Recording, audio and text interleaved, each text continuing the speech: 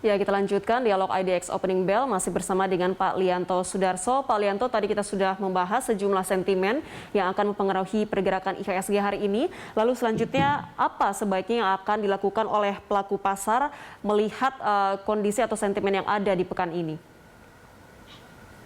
Nah, ya, oke. Saya rasa kalau dalam kondisi seperti ini ya, ini tergantung ya, investor ini jangka waktu investasinya berapa lama. Kalau Anda adalah tipe trader harian dengan kondisi seperti ini, PPKM masih dilanjutkan, ya kita belum tahu ke depannya kapan ekonomi benar-benar fully akan dibuka. Saya rasa rekan-rekan investor di sini bisa trading saham-saham yang ada sentimennya di teknologi, begitu ya, sentimen teknologi atau yang digital seperti itu. Nah itu bisa dimanfaatkan. Jadi kalau misalnya mereka sampai turun gitu ya, ada koreksi cukup tajam, bisa buy on weakness begitu. Baik. Nah, tapi kalau misalnya Anda adalah tipe yang melihat bahwa percaya ini akan berakhir, oke, dan kita melihat juga sekarang banyak juga saham-saham yang sektornya seperti konsumsi, banking gitu ya, yang masih sangat undervalue, walaupun perlu kesabaran. Nah, tapi ini saya rasa juga waktu yang menarik untuk akumulasi ya saham-saham tersebut. Tapi sekali lagi ini bukan untuk saham trading harian, melihat juga mereka juga butuh proses untuk memperbaiki kinerjanya supaya mereka bisa mencapai hasil yang lebih optimal sebelum pandemi, seperti itu. Baik. Saya rasa.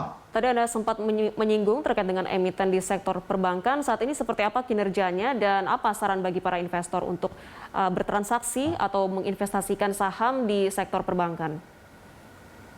Ya, saya rasa kalau kita lihat dari sektor perbankan ini bervariasi ya mereka ya, bervariasi. Tapi kalau saya lihat yang sudah melaporkan laporan keuangannya, mereka itu punya similarity seperti ini.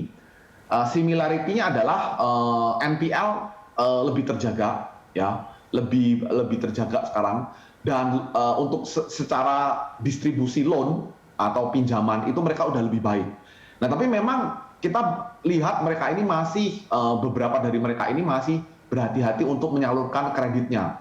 Ya otomatis karena kan ini kondisi PPKM dan kita tidak tahu kapan ekonomi baru benar-benar bisa di fully expanded gitu kan. Dan satu lagi adalah perbankan ini mereka masih ada beberapa dari mereka itu juga masih menaikkan pencadangan untuk provisi untuk ini kalau kita bilang bad debts ya atau potensi debts yang jelek gitu. Nah, jadi ini artinya ya memang perbankan sampai saat ini masih dalam kondisi yang cukup berhati-hati untuk menyalurkan kredit, ya.